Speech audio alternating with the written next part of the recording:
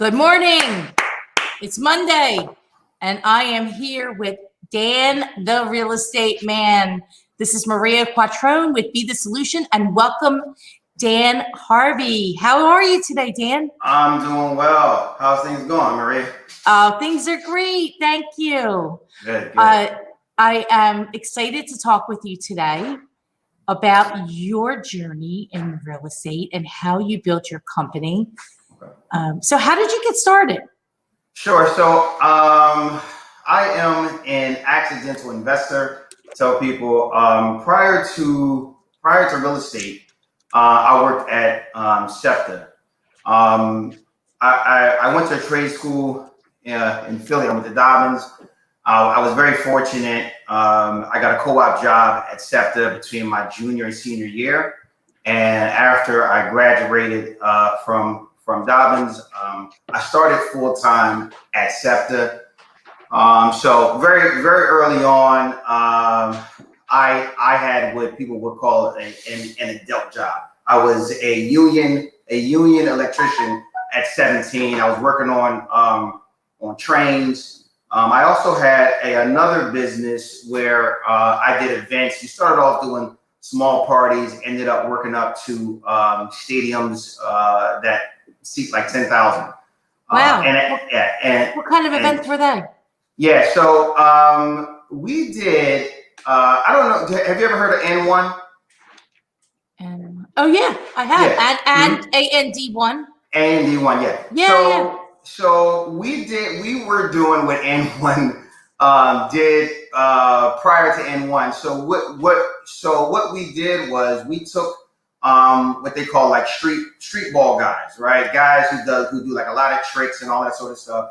And we had different cities play each other. So our first game was Philadelphia against New York. So we bought the best players from both cities. We brought in rappers, we had DJs, and we did that at St. Joe's actually. So that was our first event at the Hawk House, and I think that was about 6,000-7,000 people showed up there, and then took that show on the road. I did that in the Midwest. We did it down south, and actually I thought that's how I was going to become wealthy. I thought that was my path to wealth. What was it like? Oh, that was great. It was awesome. I was really young. I was like 19, 20. And we were filling out stadiums. I was traveling. I was making really good money. It was me and my buddies. The only thing I wish that I had then was that we didn't really have any good like business structure or anybody that we could go to that could help us create that structure. I think had we had that, that business would either still be going on or it would have done a lot better. How did you start that though? I mean, that just didn't pop out of thin air, right? I mean, it didn't. So it's just like real estate, right? We started off small. We started off doing parties, worked that party circuit up, and then one day it's kind of interesting because things, and I'm sure with you too. I think just being a business person, ideas just come into your head, right? And one day I was like, wow, it would be really cool to see basketball players from other cities play Philly players. And at the time, like street basketball was really big. So you have playground events that had like 400 or 500 people, and they were free events. So when I told people, hey, I have this idea of getting street players from other cities to come play guys in Philly, people were like, well, who's going to pay for that? They can go to the playground and see it for free. And nobody thought that it could be a thing.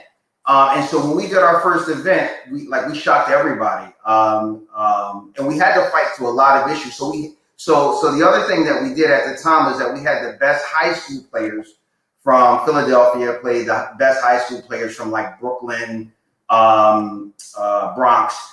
And we ran into some issues there because it's a very structured system. And so there's certain things you couldn't say. So I couldn't call it an all-star game because the high school kids are only allowed to play so many all-star games. And so we had to call it something else. And we really just kind of hit the streets. And it's interesting when you really want to do something, you figure out how to make things happen. So one of the people that we met actually was friendly with the coach of St. Joe's at the time. I can't think of his name. He was a really popular coach. And he really opened a lot of doors for us. He saw the vision because a lot of stadiums would not let us, would not let us have the event there. And once he attached his name to it, it just opened up the door to allow for the best players in the city. We had the best players from both cities here. In fact, there's quite a few players that played in our games that went on to play in the NBA. So it was really interesting. Wow, that's fascinating, isn't it? It's amazing what knowing somebody, what that person can help you do. Oh, absolutely. Yeah, it can definitely open doors. Definitely open doors. Open those doors.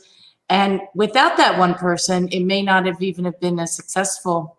No, definitely not. And I think even the bigger story is when you're facing obstacles. We're facing a lot of obstacles. You have to believe in the mission, and you have to go out there and make it happen. Right. So there's no magic person that's going to drop out of the sky and put it all together for you. No, so I say the obstacle is the way. It is. It is. The obstacle is the way. Failing through it, failing forward, because you can't succeed, right, without failing. People don't realize that failing is actually a good thing because it gets you closer to where you need to go. It does, and you learn. You learn a lot more from failures. I know people say that all the time, but it's true because you generally don't want to feel that pain again, and so that can help you move forward quickly. So back to how I got into the real estate piece of it was I was working at SEPTA. I was doing the events, and I was about 23, 24. And my mom is a real estate agent, but she's my mom, of course. And I was making decent money, and she didn't want me to do what most young guys do, right? When they have some money, blow it on whatever cars and just nonsense that wouldn't mean anything. And so my mom was like, well, why don't you buy some property? And I had no interest, right? But it's my mom. I said, well, I'm not going to just tell her no. I'm going to make her feel good. I'm going to go out there and look, and I'll let her down later on. And so during the whole process of me going out there and just pretending that I was going to buy something, I actually found a property. And I said, you know what? This wouldn't be a bad third income stream, right? So I had my full-time job. I had my event business, and then I could be a landlord. So my first property was a bank-owned duplex that I bought in West Philadelphia. Needed a full gut rehab, and I tell everybody that my strategy was super simple at the time. I had about $23,000 saved up, and that property cost me $20,000. I was like, well, that works. That was my whole strategy. I did not understand how to rehab. I've never rehabbed anything. And so at that time, I just went to what I knew best was, I was the overtime king at my job. If overtime got to me, it was not getting by me. That was my philosophy back in the day. And I did that rehab basically all out of my pocket. I would work a bunch of overtime, and I was still single at the time, so then I had a wife and kids and all that sort of stuff. And so I would just push all of my money into the project. The project took me about a year and a half, Wow. And I finally got it done because I did most of the work. I hired jack-leg contractors because they didn't really know any contractors at the time. But I wanted to get it done. I got some tenants into the property, and I hated it. And what I realize now that obviously I didn't realize then is that being a landlord is a skill set. And it's a skill set that I didn't have at the time. And so I decided, well, I'm going to sell this property. And I got the pain in the butt tenant out of there. And that's being very nice. I got them out of there. And I put the house on the market. This was right before the crash. This might be like 2006 or 7, something like that. So things are still selling well. Put it up on the market on a Monday. I had 2 full price offers on a Friday. Like I said, I bought that house for $20,000. I'm not sure how much I put into it because it wasn't really keeping records back then, but I imagine I probably put about $25,000 into the rehab. And I wound up selling that property for, at the time, it was about $87,500. And so I didn't have a mortgage on the property. So when I went to closing, I got this check. And I'm like, damn. You're like, wait, I think I just made more than SEPTA. Yeah, exactly. And this was in one check, right? And I'm like, wow. And so it definitely opened up the possibilities. It didn't quite change my mind because I have been raised on like finding a good job and holding on to it for dear life. That was still deeply ingrained in my psyche at the time, but it definitely opened up the idea that, hey, like this real estate thing is a real thing. It's a real thing. Yeah. What year was that, Dan? That was I'd say about 2006 is when I sold it, I believe. 2006, yeah, I think it's about 2006. So in 06, that's 14 years ago. Mm-hmm. It was your first transaction. And what did you do with the 87K? So interestingly, so actually, so in between me buying and selling, I was raised in Southwest Philly. So I was still living in Southwest Philly. And I decided I wanted to get out the neighborhood. It wasn't the best area. So I moved, I had purchased a triplex in East Lansdowne. And again, I had no mentor. I wasn't reading any books. I was just doing things that just seemed like it made sense. So I said, well, I can move into this better area. I can live in one unit and I can rent the other 2 units out. So this is before, the whole idea of house hacking came up. To me, it just made sense, right? So they have new words for things now, Dan. Exactly. Somebody said house hacking to me, like, I don't know, a few months ago. And I was like, are you talking about living in one and renting out the other? Exactly. Like, okay, that was just like living in one, renting out the other. Yeah, everything has a cool name now. So I moved into, and this very interesting story. So I purchased that building off of what I call a burnt out landlord. I never met these folks. They basically gave me everything I asked for as far as credits. They just wanted to just get rid of the property. It's one of the only closings to this day I went to and I actually got money back. I didn't have to put any money down because they gave me so many credits and everything. I left the closing with money. So I wound up moving into one unit. I rented out the other 2. I bought that building for, I believe, like $76,500. Moved into it again. In this building, it was not a gut rehab. This was it was more cosmetic. So I fixed up the units. I rented them out. I lived there for about 2 years, about a year and a half. I met my wife. I moved out of there. And the tenant that moved into my unit after I left, she wound up buying that building off of me like about a year or 2 later for $180,000. And I was like, damn, again. Wow. I'm like, you know what? I said, wow, if I'm doing this good in real estate with no sort of mentorship, no really formal education, I could crush it if I read some books and if I got some guidance. And so I decided when I turned 30 that by the time I was 35, I would quit SEPTA. I quit SEPTA 3 days before my 35th birthday. And so how about that? Yeah, so that was about 5.5 years, no, almost 6 years now. How did you feel that day? Oh, it was a mix of feelings. It was scary, but it felt like freedom. And I tell you, one other interesting part of the story, obviously, so that was a 5-year stretch. Like when I turned 30, I said by the time I'm 35, I'm going to leave. So a lot of things happened, in those 5 years. But in that 4th year, I had my daughter. She was born in July, and I left at the end of the year. So there was a piece of me that was very afraid, because now I have this extra responsibility. And I'm just being honest, I was fearful. I said, well, should I leave this job now? Is this the right time? I just had my daughter, and I had all these, thoughts going on my mind.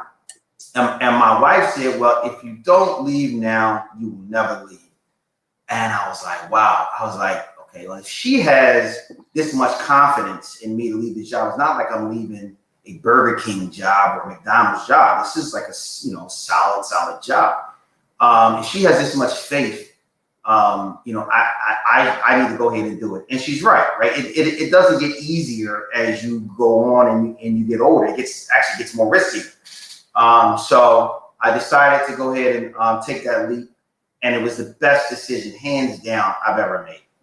It's not even close. And I tell people it's more than just the money. People think it's just about the money. It's not just about the money. Sure, the money is better, but you grow into a better individual from all of the challenges, from all of the interactions, from all of the people that you meet. You just grow. And I don't see a path for that growth if I would have stayed at 7. Sure, because you're not expanding your knowledge, you're not expanding your personal development. Mm-hmm. You're in a cookie cutter job where it's a job. You have a business, and in having a business comes a lot of responsibility for the people that are in your life. Absolutely. Outside of your family, I'm saying all the people that you're in business with together, right? Sure. So it is a lot, but it is also very rewarding and satisfying. I left my old business the same when I was 35. Oh, okay. And I said, after 11 years of a very solid, very, very good job, but again, a job. And I was scared a little bit, but I was excited at the same time, like you. And it was the energy that you have because of the excitement and enthusiasm just kind of it takes you. It does. And no, go ahead. It takes you to fly. And it's kind of interesting now. So whenever I feel that same fear, that same feeling, I know that I'm on to something, right? I know, okay, this is a path that I should be going at. If it makes me a little nervous, if I feel uncertain about it, if I feel maybe I'm not ready, I'm like, okay, now, like in the past, it might have hold up, now I know I'm on the right path. I know this is something I need to go after because I'm getting that same feeling, that same, those same butterflies, like feeling. So it makes me know that I'm on the right path. That's exciting. So that's now 6 years ago. 6 years ago? Yeah, it's about 5.5, almost 6 years. Right, because you celebrated your 40th last year. Big party you had before the COVID. Yeah, that was interesting too, because it's one of those things where it certainly makes you realize you cannot put things on hold. I'm not a real ostentatious kind of over the top guy like my lifestyle, but for my 40th, I wanted something really nice and rented out really nice. We did the Lowe's. I think they have that top floor that kind of overlooks the city. Yeah. It was beautiful. It was really nice. I had really good friends there, and I really had a great time. And imagine if I would have said, well, I'll do this next year, right? Look where I would have been. Yeah, that happened to me. Yeah. My big birthday was no party. Oh, sorry. This year. But I have a plan, Dan. I have a plan. Okay. Good. And next year, I'm renting a villa in Tuscany. Yes. And I'm going with a bunch of people. And I was going to do instead of doing the big party, do that. But we had a plan for a big trip in August. And obviously none of that happened. So, it'll be we're kind of tied with that, but Mhm. anyway, it does show you're thinking like, thank God I had that party, right? Yes. Yeah. It's good, and I think as business owners, sometimes you really do have to kind of just celebrate life, because we get so, I guess I can speak for myself. You get kind of so dug into the business and trying to make sure everything grows, that sometimes you're not taking time out to really celebrate all of your wins. You're just kind of on to the next thing, thing. And so it was a birthday party, but it was also a time to sort of celebrate how far I've come in life, in business, as a person, and I think we all need that, because a lot of times we're just so focused on growing the business that it can become a little imbalanced, Yeah, celebrating the journey along the way. Absolutely. Which is, it's hard to do, but you learn to do it otherwise. So one day I woke up and I had hit my big goal. Mm-hmm. And this was about 7 years ago.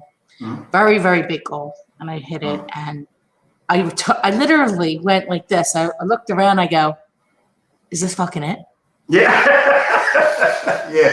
Yeah. Sorry for the cursing, but that's what I said. And so I sat and I said, we have to enjoy the time as we're growing in these different milestones, instead of waiting. You don't ever arrive. That's the key. Like, people think you just arrive. You don't arrive. And the change is that the only person that can make the change, right, is Maria or Dan. Mm-hmm. We're the only one. It's all about our journey, our personal development. Yes. And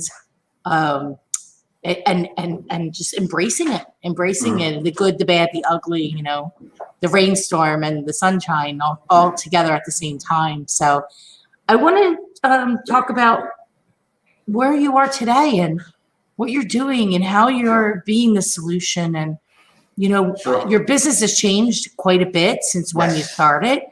And so tell us about that. Sure. So, in this business, I've done, a lot of different things. I've done flips, I've done some wholesaling.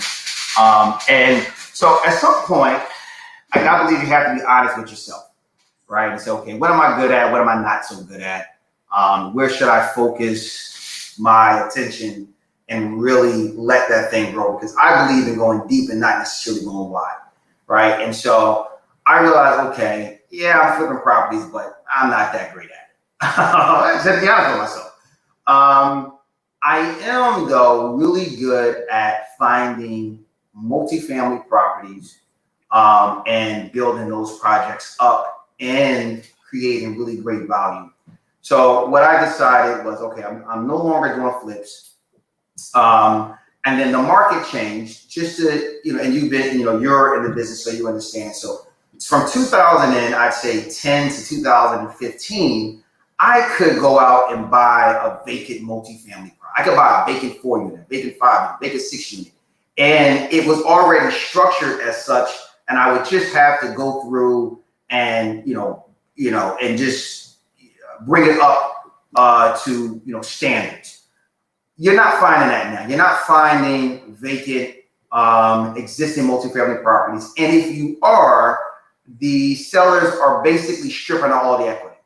So by the time you do all the work, you were almost better off just going ahead and buying a turnkey property, because you're not selling it at a point where it makes enough sense for you to do all of that work, right? And so what I decided was, okay, how can I get ahead of other investors and ahead of the multifamily problem? Because again, you're not finding multifamily properties that are existing that you can just rehab, like I could, maybe pre-2015.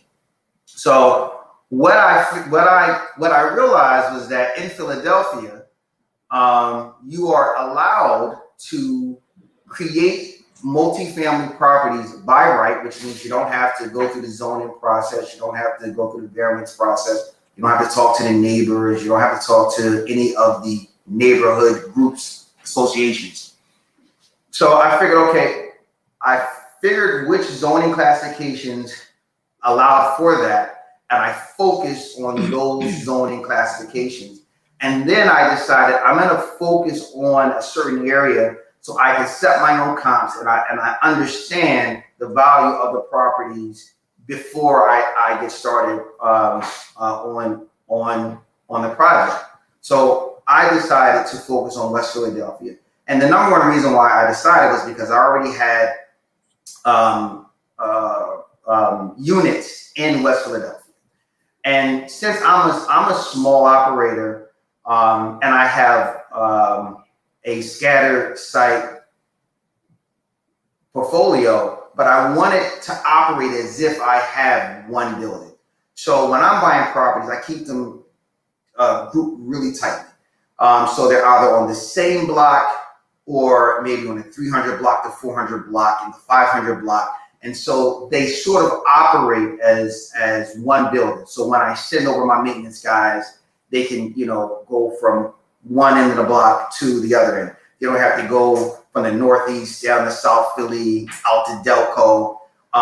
And so that strategy has been working out really well. And again, so what I'm doing is I'm finding properties, generally, larger, either single family properties or properties that maybe were like churches, and I am converting them into multifamily properties. So what are you working on now?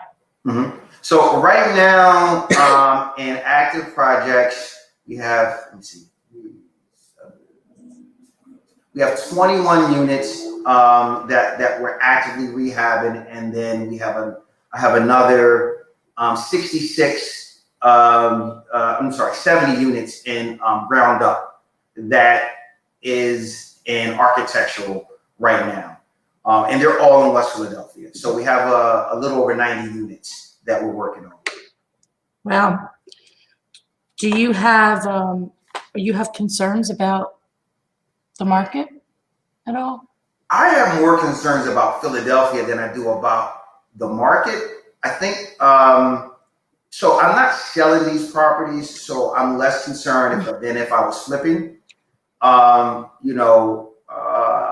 As long as, for what I'm doing, as long as the cap rates hold pretty steady, and as long as banks keep lending, which I don't see any reason why right now that I could see reason why banks would stop lending, I'm fine. I'm concerned about where Philadelphia is headed towards its attitude towards landlords. That's concerning, more so than the overall real estate market. Well, yeah, landlords, I think just in general, business people too. Absolutely. All of it. Yes. I mean, the city has to offer services, right? They have to clean the city. Mm-hmm. I've never seen so many weeds in my life. Yeah. I don't know if you noticed, but they're not cleaning this stuff up. And, that definitely does affect the value of real estate, whether it's a flip or a hold. Yeah. It does affect it. Absolutely. Why I singled out the landlords, it was already going that route pre-COVID, but with COVID, they have stripped away any, most of the powers for the landlords to be able to legally, get their money. And so you have to be even more careful about tenants that you let into your properties. They're going to create more of a problem than they probably realize, because people are going to be even tighter. Because if I know I was going to take even longer to put tenants out, I'm going to be even more strict on who I allow into my properties. Where in the past, I might have given a little more leeway, a little more wiggle room, but they're going to create, I think, a bigger problem long term. Are your tenants paying rent now?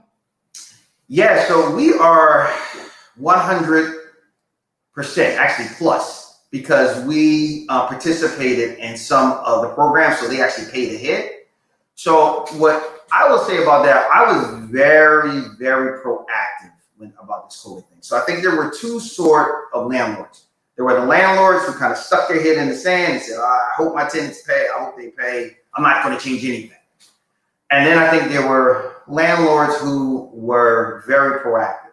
So we were very proactive. So once I knew this was going to be a real thing, I talked with my office manager and we said, okay, we need to treat this in a very holistic way. Obviously, I want to get paid. I have a business. I have expenses, all right? But I want to make sure that my tenants are fine. So what we did was we created a whole list of agencies that could help our tenants out, not just with rent, but with their bills, with food, and we gave them that list. We helped them. So smart.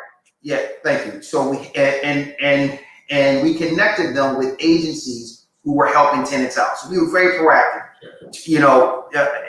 We reached out to them and said, hey, if you're having a problem, this was before everything like really shut down. If you're having a problem, if you foresee yourself having a problem, reach out to us. Because sometimes people won't reach out to you. They will stick their head in the sand.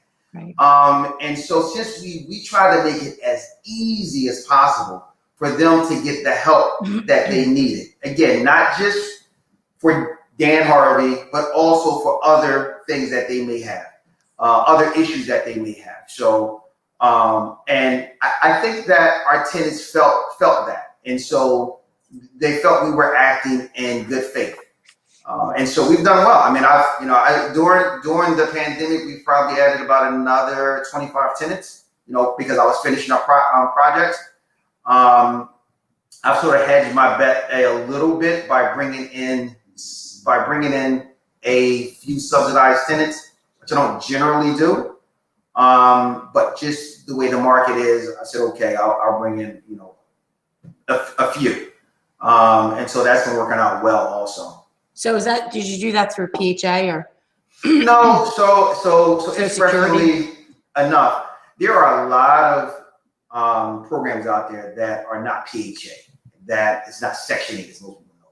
Right. Social Security one or? Social Security, but no, I haven't been using them. We use, one of them is called the Youth Valley House. What is there it? Is Youth Valley House. They place, I think you have to do like under 23 or under 25, and they help place them, and they pay for their rent. But they also have a counselor, which is very helpful. So if there's an issue, you have somebody that you can reach out to. But so far, that's been working out well. And there's another one that escapes me at this moment. But there are other subsidized plans out there. It's just that Section 8 is obviously one of the most popular ones. I'm not necessarily a big fan of not so much of the program, but of how it is implemented. I'm just not a big fan of it, so I stay away from it. Yeah, no, I know either people are 100% in it or they're like, Plus, the restriction of a minimum 2 year. Sometimes people don't want to do a minimum 2 year lease, so that's another, I'd say, hold up for that program, and a lot of other things. But we won't have to get into all that today. Yeah, sure. So Dan, finding deals is like the toughest thing. How are you finding them, and how did you get good at that? By building relationships, and having a clear message. So some people, if you know me or if you follow me, you understand what kind of properties I buy and where I buy them. So people send me projects that are generally in my area, and are generally fit my criteria. So I tell investors all the time, if I'm talking to you or an agent or any wholesaler and they ask me where I buy and I say Philadelphia, well, Philadelphia is a big city. Are you buying in the Northeast? Are you buying in South Philly? Are you buying in Manio? Are you buying single families? Are you buying multifamilies? So having a very clear message And also I buy up our pipeline. So I don't necessarily have to be buying every single month. When good deals show up, I will buy them.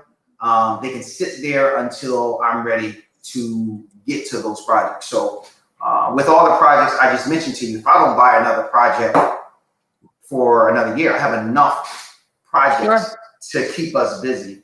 So that's what I do. Have you bought anything since COVID? Have I bought anything since? That's a good question, and I know I have. I bought. I bought something the last day that agents could have their office open, which I think was in March. I bought it, March 20. Yeah, I bought a large lot in West Philadelphia. I'm trying to think, have I bought anything else? And I'm supposed to be closing on another one, but it keeps pushed back. So I think it's just. Oh no! Yes, I did. Yeah, I bought another lot in West Philadelphia. The reason I asked, I was just curious if anything. I see that the more of the investor side of the business has been much slower since COVID from new acquisitions. Yes. And the inventory has been even less for new acquisitions. So coupled with less activity and less inventory, and I'm not 100% sure that they're both correlated. I mean, if there was more, would more people buy? I'm not 100% sure of that. I feel like there's been people taking a pause, and then people not wanting to sell their property because they're taking a pause to see what will happen. There is one thing that we do know that will happen, right? We still have to sleep somewhere every day. Yes. We still are going to need a place to sleep, whether it's a rental or whether it's a home. So we do know that. But I think Philadelphia, Dan, and I'm just curious your opinion. I mean, around the country, you see how hot the real estate market is. And I have friends literally in probably almost every state or city because I'm involved in some national stuff. And Philadelphia is, especially in the core city and in the immediate surrounding, is not as hot as the suburbs or the shore. And I think you have a lot of people who were rethinking, where they're living right now. Yeah, I think COVID changed all that, right? I think, this is not anything new that I came up with, but people lived in the city because a lot of times they had to work here, and it made more sense than traveling from the county into Philly back and forth. They could be close to, bars and restaurants. Once you take away the fact that you don't have to travel if you can work from home, and then they're shutting down all these restaurants, so you can't even really use that perk. And I will say I think a lot of the smarter suburbs are learning they can have sort of a city feel. So if you're, kind of in like a media that has like a, main strip that has restaurants and bars, or if you're, close to the main line, which has a lot of restaurants and bars. All along Lancaster Avenue, Ardmore, Bryn Mawr. Like KOP, where they just built this whole almost like little city that has a lot of restaurants and bars. So I think that that the city's going to have to do some work to entice people to stay here, because the people who have the higher wage jobs that don't have to physically be someplace, now they have options where they can still live, quasi city life, and maybe be somewhere that is a little safer or something like that, and don't have to worry about it being so dense. Yeah, density is for sure a concern for many. I mean, I think it's all relative too, right? If we're in the city, maybe less dense is Ardmore or Media, but maybe, and I see this a little bit, not as much just yet, but I'm seeing it. Like New York is really dense. Yes. Philadelphia is dense, but not as dense as New York. So not even close. You got some people coming from New York City. I don't know that it's going to be enough to replace the people that are making a decision to leave to go to the burbs. And hey, some people in the burbs are leaving to go to more rural areas. So I think it's based upon where you are at now and comfort level. And look, I mean, I don't know how big your house is, but it's only Chip and I want a bigger house. Yeah. I want to spread out a little bit more. Yeah. And I'd like to have a little home gym in my house too. Yeah. I don't want to go to the gym. I don't know about you, but that's the last place that I want to go right now. So it's kind of so it's kind of interesting. I think it's split. I think you have some younger people who maybe don't want all that space, but you're right. I do think there's a group, especially the group that we just talked about, who realize, okay, I can work from home. I can only get a certain size house if I live in the city, right? Because they're probably like row homes or something like that, or like a townhouse. But I can go out to the suburbs and I can get this sprawling property. I can get 4,000 or 5,000 square foot home with a home gym and home theater. You can never get you can never get that. You could get it, but you want to pay. Certainly, you're going to pay a lot more for it. $6 million on Delancey. Yeah. Oh, wow. Yeah. So, I mean, it's not, there's a small select group of people that can do that, right? Absolutely. I mean, and there's a lot of high-end listings on the market right now, more than I've seen in decade. Yeah. So I think they're going to see some issues, and I think that with all of the new build rentals ground up in hot areas that have to charge high rent because they had to pay a lot for the land and all of that, they may be in some trouble because as we all know, changing rentals, that's one of the easiest things that you can do to save money, right? So if I can go from a $2,200 apartment to even a $1,500 one, right? That's still a nice apartment somewhere, that's, I think they're going to see some problems because they're building a ton of them, and it seems like they have to give away more and more incentives to get people to move in there, 2-3 months just to get a person to move in there. So I think those areas may see some problems as well. What's the average rent of one of your units? Yeah, it's probably about $1,000. So yeah, I'm right in that sweet spot. And you're getting a nice product. Yes. And so my product is very niche. So I understand what my product is. I'm in C areas, but I'm giving them, B plus, almost A grade properties, right? So the same place where you're in my units and you're paying $1,200. If you just took the same unit and the same materials and moved it somewhere else, you're paying $1,800 and $2,000. So if you don't have that $1,800 to spend and you want a nice apartment and you want to live in the community, and one of the things that I tell people is that there are good people in every community, and a lot of times they get overlooked because people want to be in the hot neighborhoods, and that's fine. I'm not necessarily looking for more competition, but I think that it is an overlooked niche, right? People want nice products, right? And unfortunately, a lot of the units that are in these neighborhoods are ones that are not kept up well, that they just throw some paint in there and kind of roll the next person in.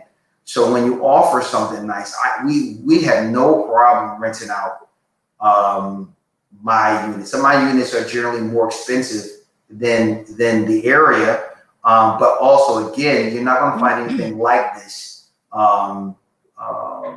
anywhere close by, or else you're going to have to spend a lot more to get the same product. Well, every economic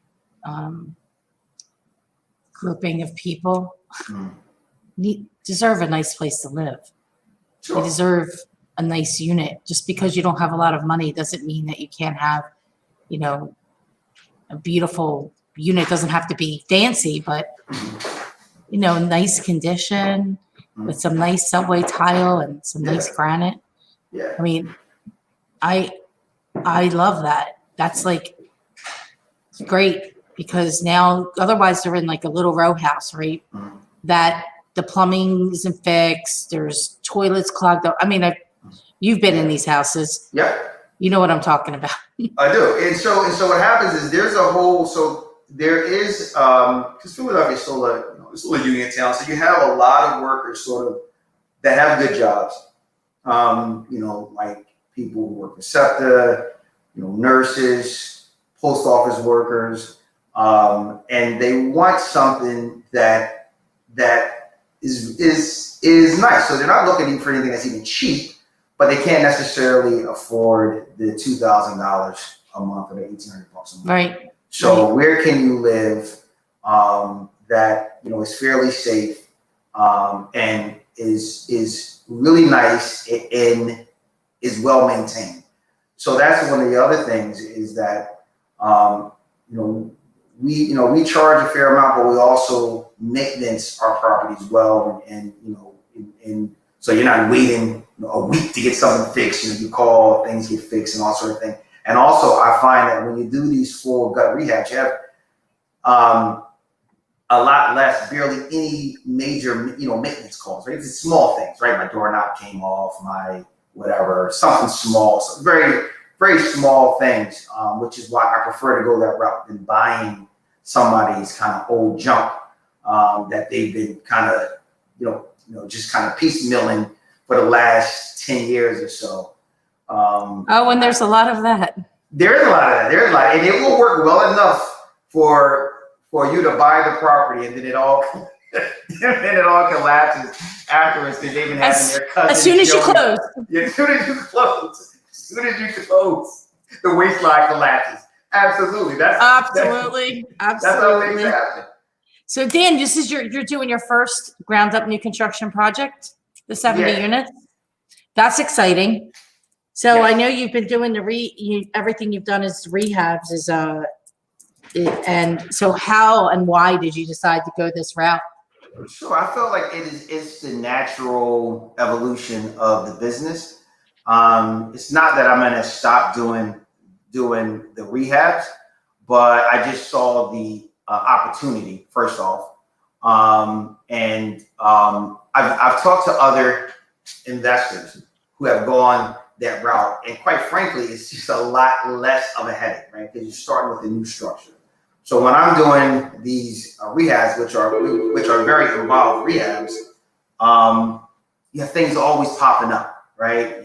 So you take this wall down, you realize it's structurally unsafe, and you don't have to worry about any of that. You're going ground up, so you understand pretty much how everything's going to work. I'm sure some things still pop up, but generally speaking, there should be a lot less mystery, a lot less things that, I didn't expect that. No, I hear you. It's a whole nother build in itself. You run into, we dug the hole and now there's a stream of water that we can't stop from coming. Things like that. I hear all kinds of stuff, but and it definitely is a natural next thing, right? That people do, and they go in from residential to multifamily to new construction, then to commercial real estate. I've seen many, many friends. So I've been in this 16 years, help people when they started with nothing and now they're $100 million worth of real estate. Yeah. It's exciting. It's exciting to see. I'm excited to see your project. Thank you. And then you start to think about the best use of your time, right? I mean, I could maybe build these 70 ground up units, or I could keep slugging away at all these rehabs. Maybe it makes more energy. I'm not looking to use up more of my time. I have young kids, I have a wife. So if I can focus my energy on building these, then versus doing, 10, strenuous, you still have to deal with LNI, still got to deal with the city, still got to deal with contractors. And so what's the best use of your time? What's going to get you to that level faster. Oh. And so that was the other part of the process there also. Sure. If you could do 22 units, you can do 70. Yep, absolutely. Right. Yeah, it's just really about having the right team. Having the right team, as you know, is everything. Hire professionals. Because I know that at least my side of the industry, we certainly sometimes are known for being cheap. And it's like, listen, man, being cheap is very expensive. I tell people I've tried every way to be cheap possible. It doesn't work. It does not work. Hire professionals, hire the right people first. And you don't even work, think in terms of value and not just cost, right? Value is much more important than cost. It is a difference between putting carpet into a property or putting, say, luxury vinyl planks. Yes, maybe the carpet's cheaper, but you got to change it out in 3 to 5 years. Where the luxury vinyl tile that is waterproof can maybe stay for 10 years. So your overall value, you're better off spending a little bit more money up front on the luxury vinyl plank, right? So I've certainly had to learn those lessons, some of the hard ways, but now it's firmly entrenched, and I just rather do it right the first time than have to do it 2-3 times over. Yeah, that's good lessons learned, right? Absolutely. So you'll be coming out of the ground on this one in, I think, early 21, or? Yeah. So we're looking for 2021. All of none of them will start until at least 2021. I didn't hear you until 2021. Cool. That's awesome. Thank Congratulations on all your success. I love watching your story. I always like your stuff on Facebook, and it's good to see you. I haven't seen you in a bit. I really haven't seen pretty much anybody. Yeah, I think that's all of us. I'm trying though. I'm like saying, okay, I think I'm going to lunch with somebody this week. So that's like a first. Nice. I used to do that all the time. So I'm going to ease in back into as the restaurants are opening, but we got to support our local restaurants. Mm-hmm. Center City Restaurant Week is this week and next week. Oh, is it? Yeah. So lunch and dinner. There's 75 restaurants that are participating. Okay. So we're going to get out and support them. It's really important that the ones that are open, that we help to make sure they continue to stay open, because if there's no restaurants and there's no amenities in the city and the surrounding areas, then we lose the whole fabric of what the city's about. So absolutely. As local business owners, I think it's our job to make sure we can support them. So absolutely. Anyway, it was great to see you. It was great to Thank see you. you so much for spending time with me. I am Thanks for having me. Appreciative, grateful, and I wish you the best in your journey. Thank you. And let's stay in touch. I will. Same to you. All right. I'll see you real soon. Have a wonderful week. Thank you. You too. Bye-bye. Thanks.